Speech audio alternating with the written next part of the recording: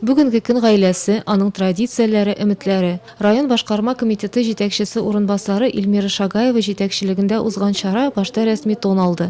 Гаилә бәхете сыйфаты, гаилә һәм белем бирү учреждениеләренең үзара бәйләнеше турында отчетлар тыңланды.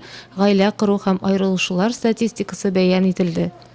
Ежегодно отделом ЗАГС регистрируется более 2500 актов гражданского состояния и совершается примерно 2000, как принято говорить в нашей отрасли, юридически значимых действий. То есть это ответы на запросы граждан.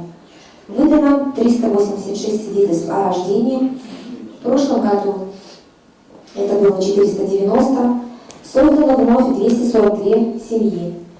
Яңа форматтагы чараның икенче өлеше исә эчкерсез сөйләшүгә корылды. Әти-әниләр һәм балалар мөнәсәбәте кебек мәңгелек тема чарада катнашкан төрле буын вәкилләре тарафыннан бүгенге заман күзлегеннән чыгып каралды. Гаилә стажлары зур булган хатын-кызлар фикерләре, яңа кияүгә чыккан, гаилә корырга җыенучы кызларның әлеге темага мөнәсәбәте тыңланды. Киләчәктә эштә кулланырлыклары да күп булды. Шулардан чыгып киләчәккә планнар да билгеләнде.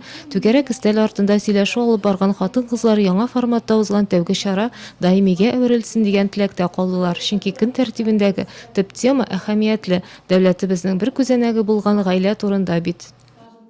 Семья не может сама по себе развиваться. Проблемами семьи нужно заниматься, нужно привлечь внимание общественности, общественных организаций. И только тогда, когда она будет защищена государством, наверное, тогда и будет благополучие в нашей стране.